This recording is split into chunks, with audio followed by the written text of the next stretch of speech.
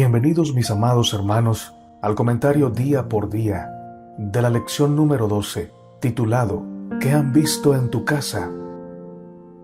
Sábado 15 de junio, para memorizar.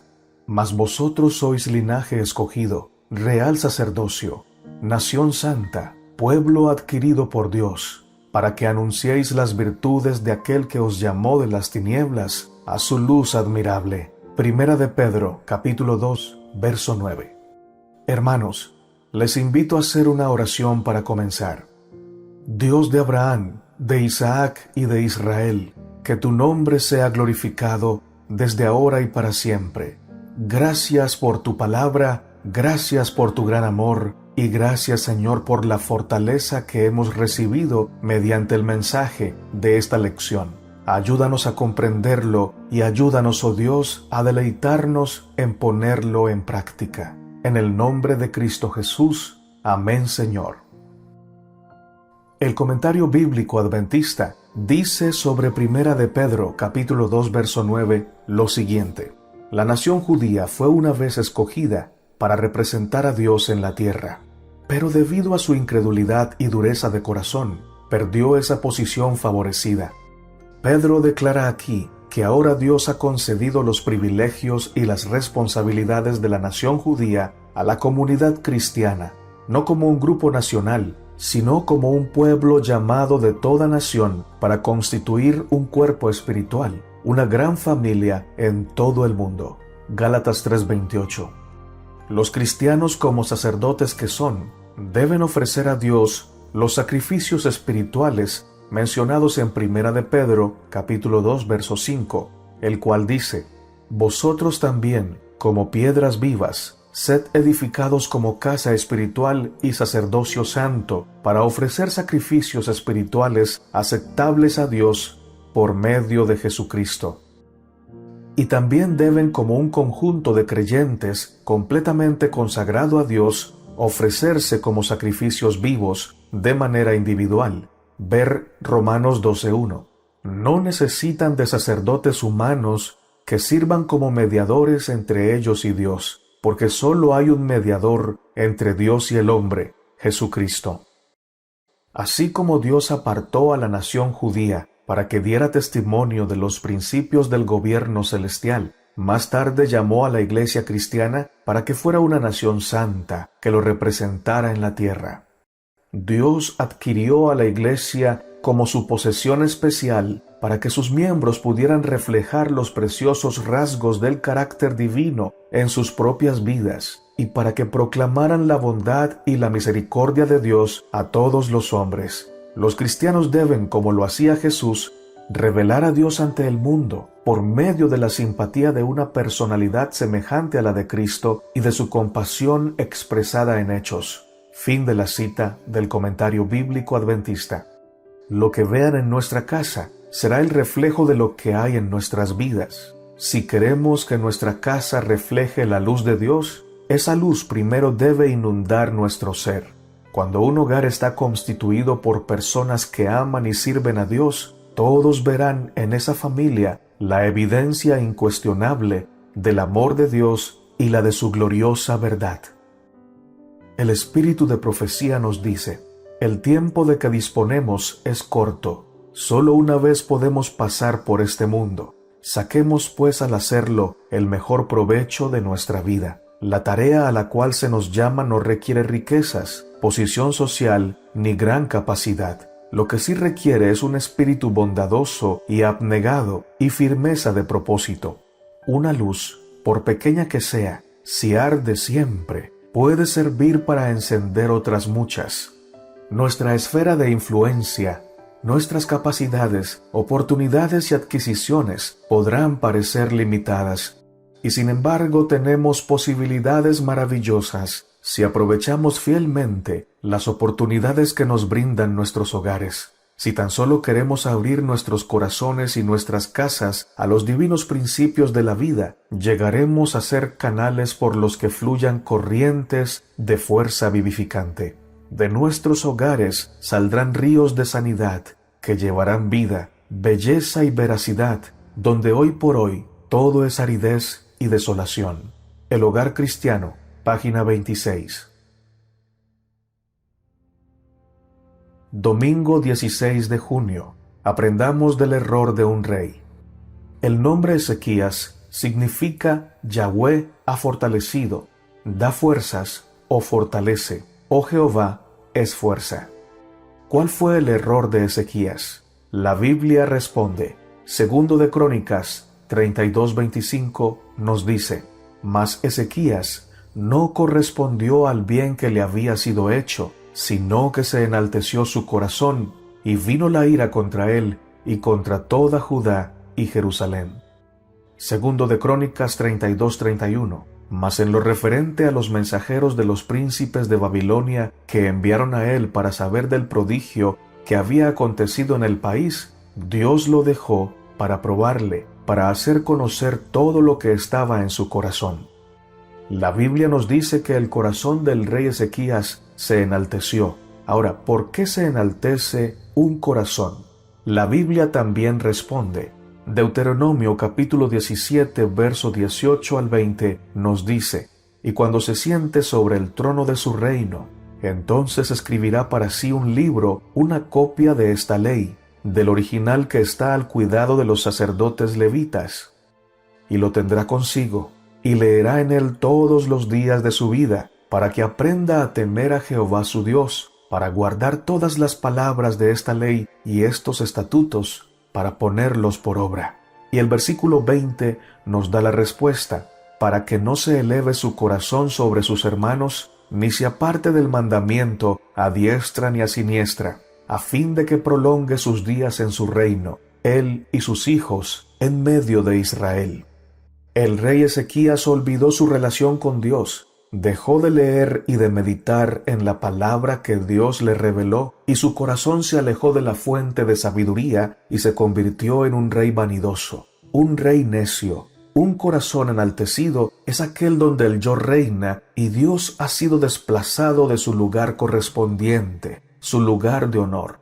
Por eso, no es de extrañar que cuando vinieron los mensajeros de Babilonia, el rey no les hablara de Dios, pues en su corazón no estaba Dios, estaba el yo, y el yo siempre presume de lo material, de lo que no trasciende.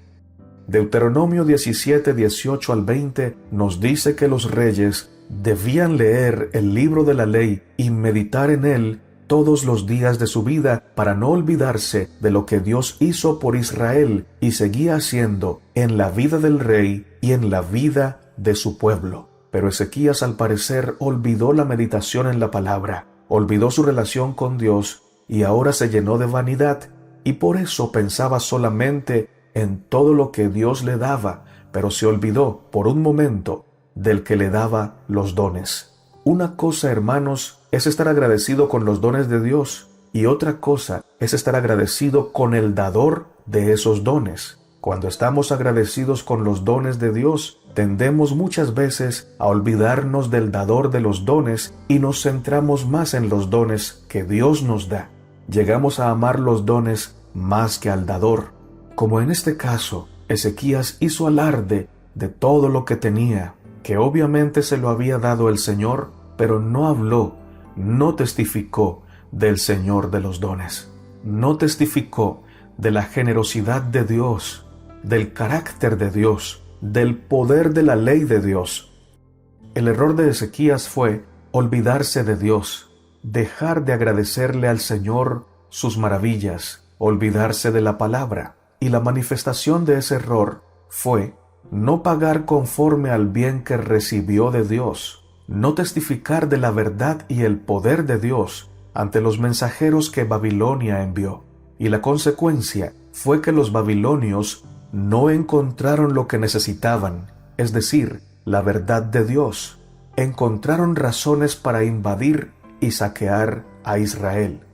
Qué diferente hubiera sido la historia si Ezequías hubiera testificado fielmente del amor de Dios a los babilonios. El temor de Jehová hubiera estado sobre ellos, y por esta causa seguramente Israel hubiera tenido paz, no solamente en el tiempo de Ezequías, sino también en el tiempo de sus hijos, para seguir predicando la verdad a otras naciones. Deuteronomio 11:25 nos dice: nadie se sostendrá delante de vosotros. Miedo y temor de vosotros pondrá Jehová vuestro Dios sobre toda la tierra que pisareis, como Él os ha dicho.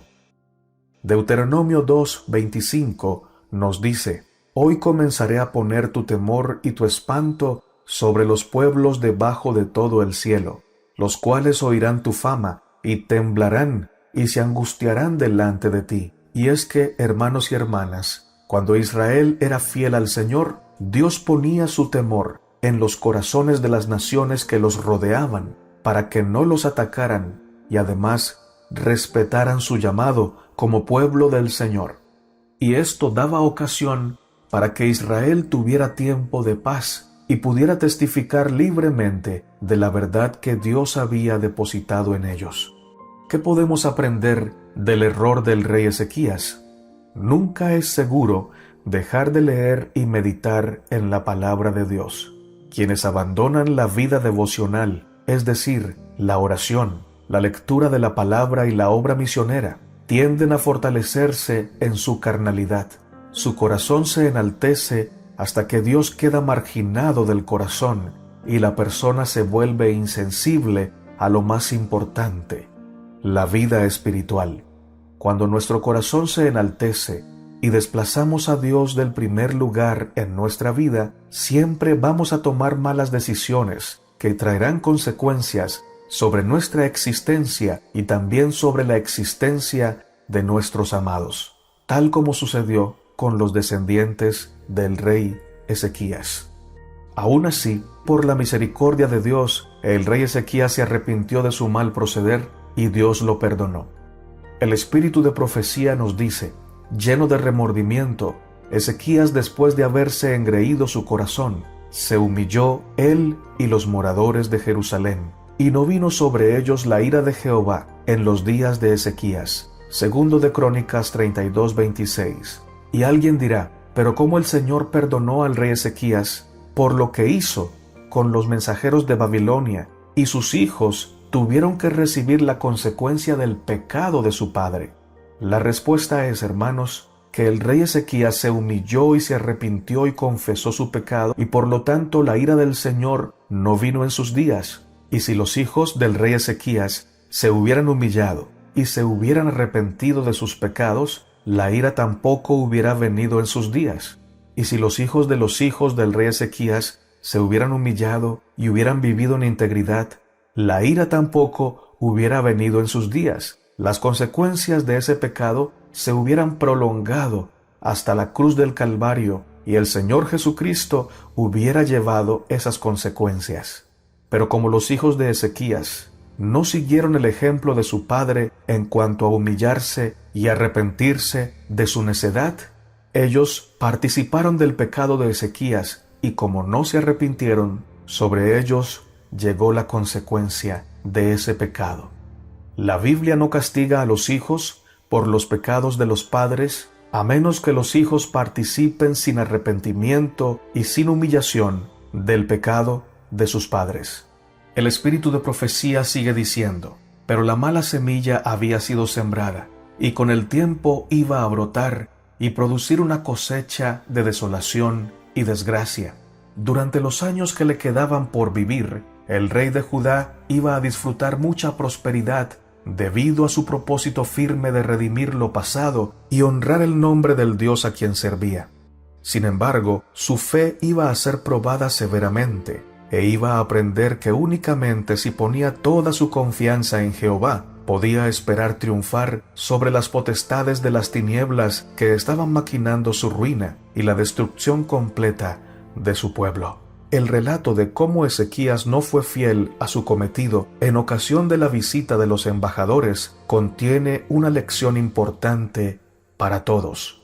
Necesitamos hablar mucho más de los capítulos preciosos de nuestra experiencia, de la misericordia y bondad de Dios, de las profundidades incomparables del amor del Salvador. Cuando la mente y el corazón rebosen de amor hacia Dios, no resultará difícil impartir lo que encierra la vida espiritual.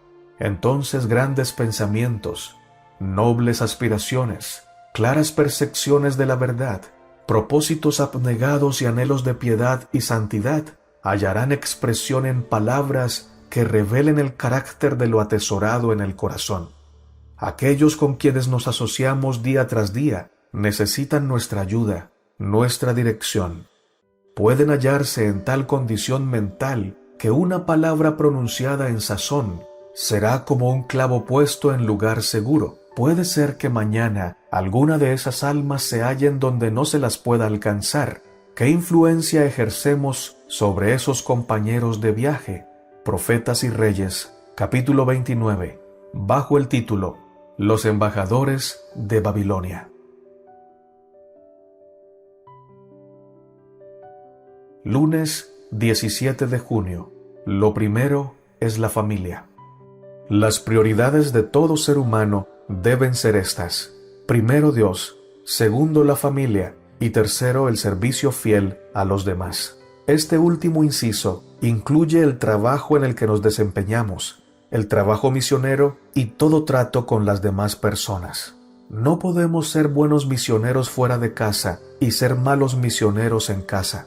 Si alguien ama a Dios como la Biblia manda, será siempre un buen prójimo y un gran misionero, comenzando siempre por los de su casa.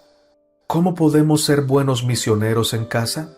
Siendo personas de oración, de fiel meditación en la palabra, de servicio activo, todos buscando primeramente el bien del otro, el bien mutuo, haciendo nuestra parte con amor y dando más de lo que esperan de nosotros, evitando las quejas, los gritos, la impaciencia y evitando juzgar los motivos ajenos. No somos jueces, somos hermanos, somos familia, pero no jueces. Ruth capítulo 1, versos 14 al 18 nos dice: Y ellas alzaron otra vez su voz y lloraron, y Orfa besó a su suegra, mas Ruth se quedó con ella. Y Noemí dijo: He aquí tu cuñada se ha vuelto a su pueblo y a sus dioses. Vuélvete tú tras ella. Respondió Ruth: No me ruegues que te deje y me aparte de ti, porque a donde quiera que tú fueres, iré yo, y donde quiera que vivieres, viviré. Tu pueblo será mi pueblo, y tu Dios mi Dios. Donde tú murieres, moriré yo, y allí seré sepultada. Así me haga Jehová, y aún me añada, que sólo la muerte hará separación entre nosotras dos. Y viendo Noemí que estaba tan resuelta a ir con ella, no dijo más. La convicción de Ruth en Jehová, como verdadero Dios, debió obedecer al testimonio valiente y fiel que recibió de su suegra Noemí y quizá de su esposo, hijo de Noemí, que también era del pueblo de Israel, del pueblo de Dios. En el capítulo 1 de Ruth, vemos cómo Noemí le habla a Orfa y Ruth con gran convicción acerca de la grandeza, el poder y la misericordia de Dios. Noemí testificaba constantemente de la gracia de Dios, aunque no siempre lo hizo de una manera adecuada, pues en momentos de crisis manifestó amargura y queja. Sin embargo, su corazón era sincero y amaba al Señor, y por su testimonio ganó a su nuera Ruth para el Señor. Ruth decidió convertirse en una ferviente creyente del verdadero Dios, y Dios le concedió el gran honor de ser una ascendiente del rey David y posteriormente del Rey de Reyes, el Señor Jesucristo. Es decir, que Ruth es uno de los ancestros del Señor Jesucristo, como lo registra la genealogía de Mateo capítulo 1. Noemí testificó de la grandeza de Dios ante Orfa y Ruth.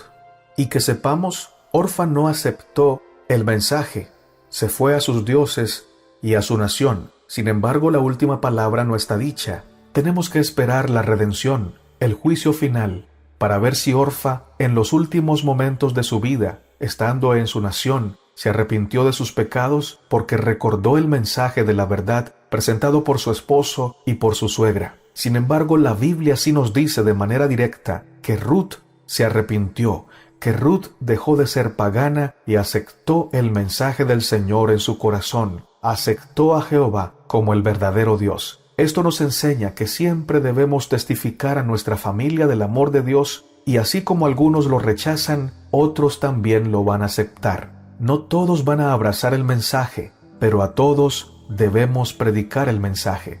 Algunos, como Ruth, lo aceptarán y serán grandes bendiciones en el pueblo del Señor. El espíritu de profecía nos dice: en la antigüedad, Abraham, Isaac, Jacob y Moisés, con su humildad y sabiduría, y Josué con sus diversos dones, fueron todos empleados en el servicio de Dios. La música de María, el valor y la piedad de Débora, el afecto filial de Ruth, la obediencia y fidelidad de Samuel, la firme fidelidad de Elías, la suavizadora y subyugadora influencia de Eliseo, todas estas cualidades se necesitaron. Así también ahora, todos aquellos a quienes Dios ha prodigado sus bendiciones han de responder con un servicio verdadero. Ha de emplearse cada don para el adelanto de su reino y la gloria de su nombre. Palabras de vida del Gran Maestro, página 242.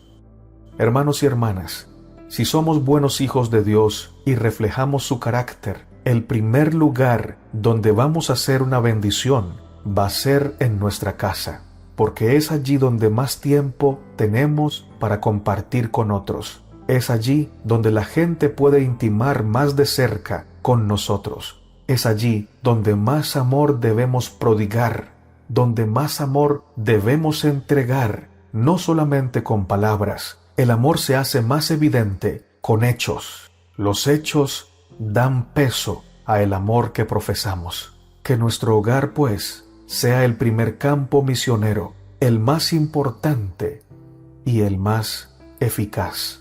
Si esto hacemos, hermanos, de nuestro hogar saldrá el mensaje con más poder hacia otros hogares, porque donde se manifiesta el amor, ese amor se hace siempre extensivo y produce siempre frutos, inspirando a otros para que hagan lo mismo, aceptando a Cristo y viviendo como Él manda.